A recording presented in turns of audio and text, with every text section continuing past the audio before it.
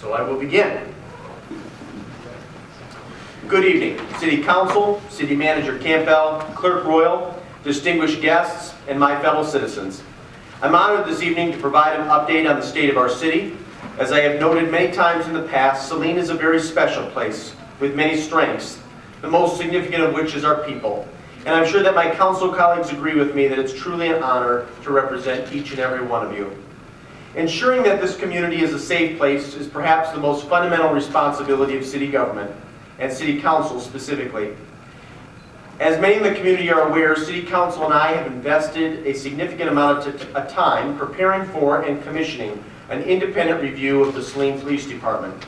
The report confirms that we have a strong and talented police department which is valued and respected in the community. The parameters of the review provided to the independent consultant, recently retired Undersheriff of Kent County John Hess, were carefully and deliberately developed. Mr. Hess was free to make any observation or recommendation he deemed appropriate. If he discovered any evidence of wrongdoing or improprieties, Mr. Hess was given the authority to report that to an outside entity without any influence by council or staff. In his report, Mr. Hess highlighted several areas of best practice and suggested changes. Thus, the report will serve as a valuable tool for the department's leadership in reviewing practices and organization. For example, it's clear that the department would benefit from work in the area of communication. Additionally, it is clear that the work that is being done currently to update the policy manual should continue. It's a vital resource as it provides continuity and direction for the department's leadership and staff. And the city will work to address these in the very near future. Moving forward, the city will conduct a more abbreviated review to ensure that issues that were addressed in the report are being resolved. As the report makes clear, the department can move forward in a positive direction, but such positive movement will depend on the constructive engagement and hard work of all of the police department. Finally, in the coming months, I will organize a work group to review and investigate the feasibility of establishing an independent police advisory board within city government. It is not clear at this point whether this would be beneficial to Saline, but we know of many communities throughout the region and throughout Michigan who have used this model successfully, in particular focusing on community engagement and departmental policies. In the coming year, I look forward to working with a re-energized substance abuse prevention task force. As we plan for the future, there may be opportunities to partner with countywide and regional organizations also working on these important issues. At the same time, based on my own research and the insights from community members active on this issue, I believe that Saline deserves and Saline needs a part-time substance abuse coordinator. I hope that the community leadership will work with me to understand the benefit of such a role and the potential impact on the Saline area. As I mentioned in my mid-year address in July, the city will organize a meeting including members of the healthcare community along with other community stakeholders to discuss how we can better collaborate to meet Saline's healthcare needs moving forward. Key organizations have committed to participating in this meeting, which will be held in February and of course open to the public. Central to the discussion will be the question of how we can think and act more strategically to meet our needs. Being good stewards of public resources will continue to be a priority in 2016. The work we have done to scrutinize and to evaluate every expenditure, and the adoption of a fund balance policy and the city's improved bond rating all represent city government's emphasis on stabilizing and improving our city's financial position.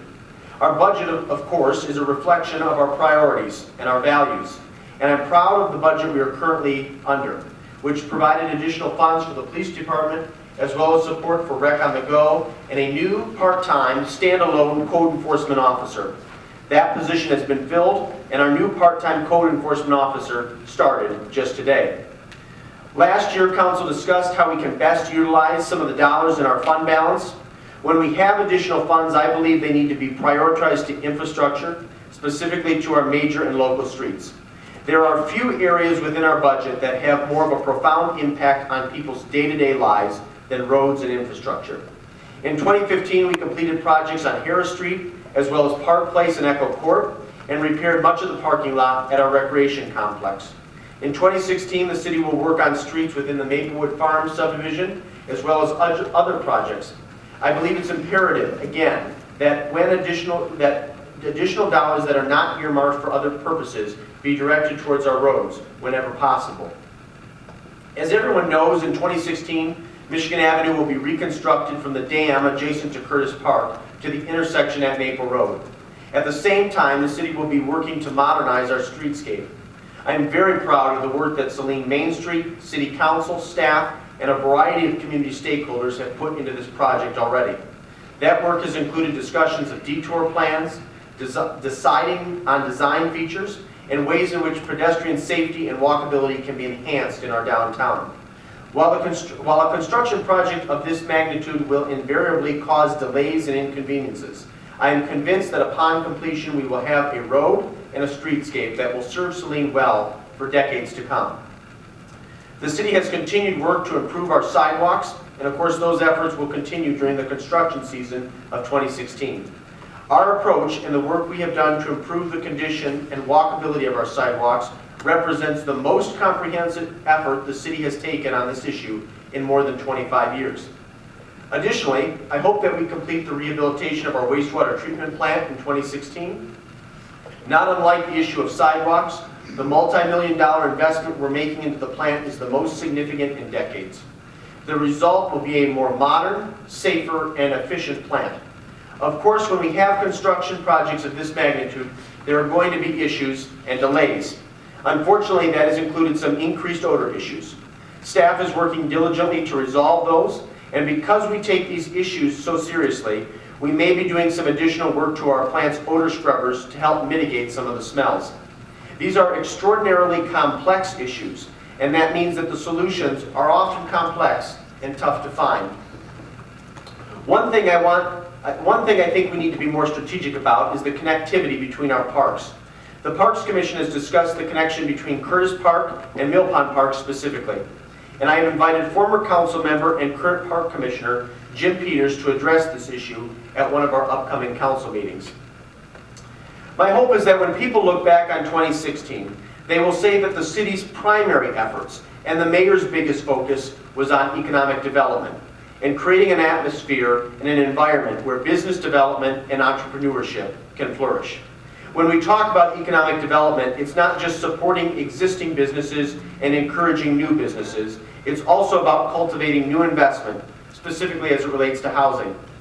I am proud that in recent months the city has finalized the sale of 207 Monroe Street, and development is progressing nicely at the former Houghton School property. We also know of some not yet announced projects that will be very exciting to the entire Saline community. I'm also pleased to see the ongoing expansion at Laybear, as well as an announced multi-million-dollar addition at MMI Engineered Solutions. The Code and Ordinance Review Task Force, continues to work diligently. The task force has begun to review my suggestion of changing some of the zoning and land use requirements in the industrial parks to create more flexibility and adopt a more contemporary approach. Regardless of whether it's industrial businesses or small boutique retail establishments, know that our talented and committed staff will meet with anyone, work with anyone, provide support, and help cultivate new relationships to bring additional services, investment, and jobs to the Saline community. We strive for a robust local economy, a diverse and robust local economy that meets the needs of those we represent. The city recently established a sesquicentennial task force along with its 6 subcommittees, and it has already begun work preparing for the 2016 celebration of Saline's 150th year. I'm very impressed by the leadership of this group and the people who have volunteered to participate. These groups are so important because they help to maintain and enhance a sense of community identity. Also, the city is continuing our efforts to update our city master plan, non-motorized, and parks and recreation master plans. These are vital documents that provide direction and clarity moving forward. We strongly encourage public feedback, and there is a way for citizens to share their thoughts online. Saline will continue to engage with the people we represent, and I will continue to do my part as much as possible. In fact, I am holding one of my regular coffee hours next week on January the 11th at 10:30 a.m. at Kerrigan's Cafe downtown. Mayor Pro Tem David Rhodes will also attend to provide an update on the Saline Nature Preserve, a very exciting new development. As many already know, City Council will have a goal and strategy session in the coming weeks. Subsequent to that session, I will bring to Council a proposed ethics pledge, something that many other communities have throughout the state and the country. I think it's important to clarify that I'm not bringing this forward out of concern. To the contrary, I believe it's imperative for leaders to hold themselves to the highest possible standard and set an example for others. It will continue to be a personal goal of mine to encourage volunteerism within our community, specifically on city boards and commissions. Clerk Royal is currently planning another volunteer fair later this spring. Additionally, I had a recent conversation with County Commissioner Alicia Ping on the issue of increasing Saline's representation on county and regional boards and organizations, because I think Saline has a lot of insights and thoughts to offer. Needless to say, our efforts and recent successes would not have been possible without the dedicated and talented staff members and my colleagues on City Council. And again, I want to acknowledge the tremendous efforts made by Mayor Pro Tem David Rhodes, Council members Janet Dillon, Dean Gearbaugh, and Linda Tahar. I also want to welcome our newest council members, Jack Seo and Heidi McClellan, who have already contributed to our community in innumerable ways. And again, I want to take this opportunity to thank former council members Jim Roth and Terry Seibel-Koenig. They are missed, but I'm glad that they will continue to be involved. Clearly, the city has a vision for the future, and we will continue to focus on the important issues, the issues that have the most impact on citizens' quality of life. And of course, I continue to believe that our best days are ahead of us. Thank you, God bless you, and may God bless Saline.